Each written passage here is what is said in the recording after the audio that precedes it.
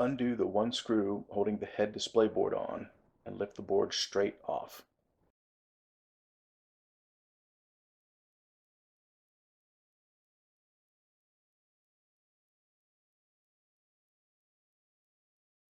Clean off any contrast and check it for excessive wear.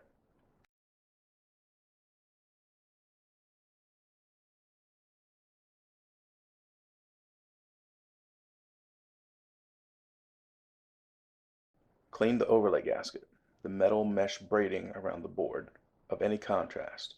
If it is hard, then there is probably too much dried in contrast to clean and it needs to be replaced. Peel it off and attach a new gasket. Reinstall the display board.